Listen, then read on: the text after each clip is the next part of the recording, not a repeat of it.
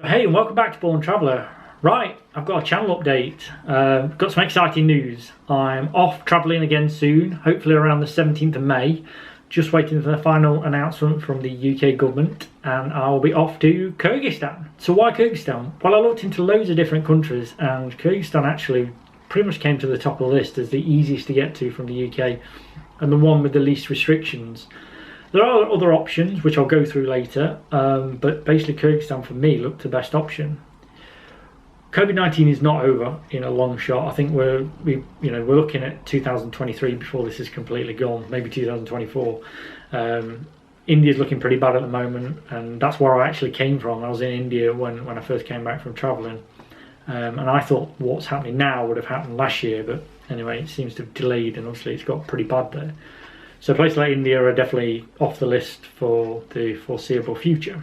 So I thought it might be a good idea to start a new series documenting my journey to becoming a digital nomad again. Right from day one, basically the planning, the execution, what it's going to be like, what you need to do. And you can follow my experience basically, what it's like. Because I've seen some other videos, people are, have done it. But I wanted to share my story and give you guys some opportunity, if you want to go travelling, what I've learned, and maybe you can learn from my mistakes. I'm actually quite lucky. I've been vaccinated, so in terms of vaccines I'm okay. I'll have both my vaccines by the time I've gone, so that's quite cool, which does give me a few more options to travel. But yeah, Kyrgyzstan still looks the best for now. So what have I had to plan? Well, obviously my income. I had to start teaching full-time, so I gave up my full-time job and I went back teaching full-time, and that's just nicely slowly building up an income again, and that I really would stress, try and get an income remote working before you leave to go traveling, because it's really difficult to just suddenly start making money on the road. I will make another video in the future on how to become a digital nomad and the options you've got to make money online. It'll be in this top right hand corner now. So obviously I'm in the stage of planning right now. So what have you got to consider? Well, first of all, where you're going to go. As I say, I've already decided on Kyrgyzstan, but I'll run you through the options as a UK citizen as the best ones to go for. Obviously, it's going to depend on where you come from as to where you can go. So I would say the top three that are the easiest to go to right now is Egypt, Kyrgyzstan and Mexico. Those three look the easiest.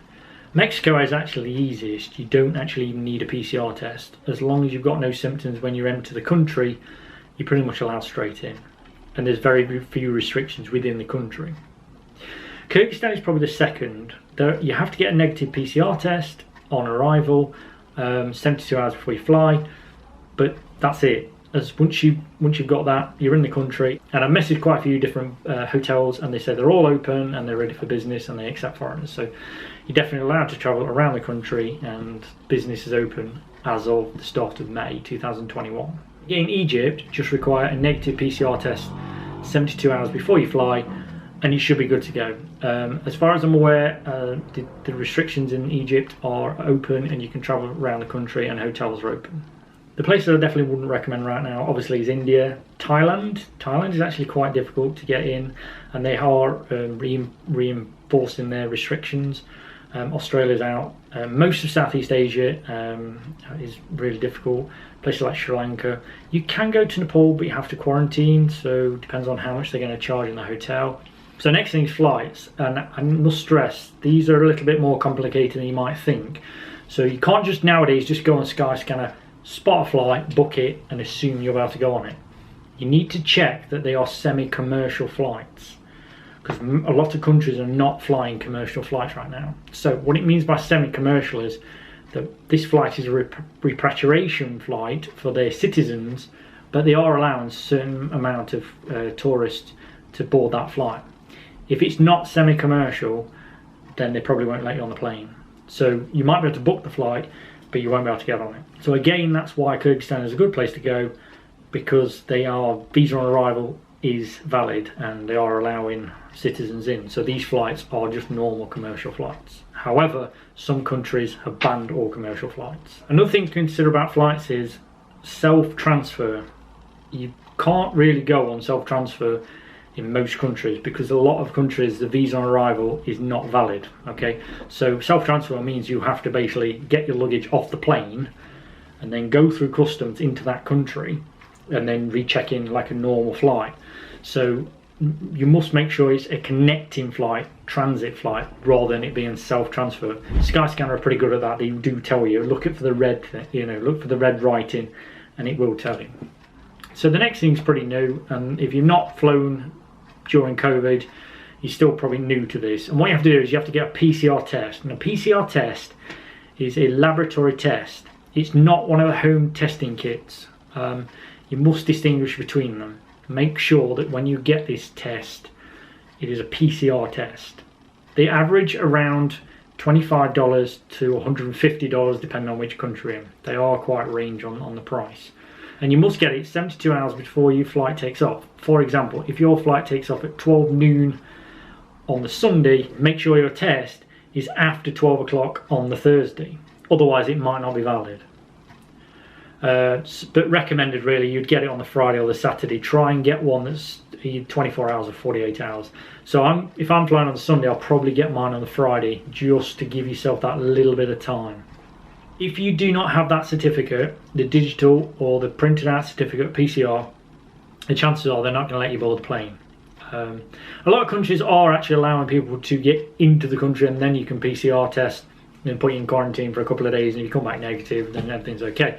However, I don't think most airlines will let you on the plane, so it is something to consider. Make sure you've got your PCR test within the 72 hours. Next point, if you test positive, you're not going anywhere. And also, you need to take good travel insurance.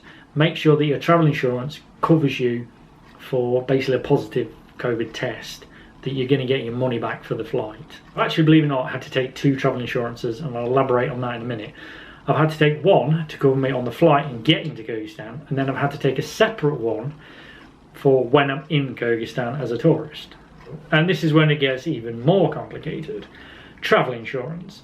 So most travel insurance, especially from like the UK or the US or Australia, is not valid if the country advises against all but essential travel or against all travel. So, for example, the UK government for most countries in the world right now are advising against all but essential travel, which invalidates almost all travel insurance within the UK. I'm talking almost 95%. So don't just think you can go and you can just buy any travel insurance and it'll be valid. I'll leave a link in the description, guys, of one that's really good. It's called Safety Wings. Now, Safety Wings will cover you for COVID-19, but it's only a health insurance. It is not for cameras or anything like, anything that gets damaged or stolen, okay? This is just purely health insurance. It's actually going to be very, very difficult to get that kind of insurance while we're during COVID. I'll leave a link in the description for another one, but you better brace yourself for the prices. They're called Battle Face. They do insure people for anywhere, but the prices are in the thousands. I mean, they are not cheap. Whereas Safety Wings, if you're under 39, which unfortunately I'm not this year, I'm 40, it is $39 a month, which is pretty good value. But there is an excess for $250. However, the cover is pretty comprehensive, and it does cover you for repatriation, I can never say that word, back to your home country if you basically a medical flight, and they are quite expensive. Overall, it is pretty good. If you're over 40 to 50, it's $64, and it goes up there. They insure people up to the age of 69, so it pretty much covers most people who are going to want to be a digital nomad. So I can't stress enough, guys, please do your homework when it comes to travel insurance, because it is an absolute minefield. Make sure that the insurance you are taking out is valid. The other good thing is these insurances you can take out any time. You don't have to take it before you start your trip. So that's really handy. The next thing you need to think about is hotels. Are you going to be able to get a hotel in that country? You really need to do research. Go on booking.com, message, find a hotel that you think, oh, I'd book in there, and I'd book, and try different cities, and just message them with a quick message saying, are you accepting foreign tourists? And they'll give you a yes or no answer. I was pretty surprised how many of them did reply quite quickly. So let's say you decide to go somewhere like Sri Lanka, you might find that a lot of hotels are short. So even if you could get in the country, the hotels are actually short. As for the rest of your preparations, I think it's pretty standard. Money, make sure you've got a couple of bank cards, take some cash with you. If you want to look at my packing list, this is my ultimate packing list for a digital nomad. I think this is pretty good. I don't think there's anyone in the world who's got a better packing list than mine, but I'm quite biased, I guess. Okay guys, that's the end of this video. I hope you enjoyed it. This is going to be an ongoing series, so a subscription to the channel would be absolutely amazing. And if you can turn on the notification button, you'll get the latest videos as I release them, as I go traveling to Kazakhstan. Okay, see you next time.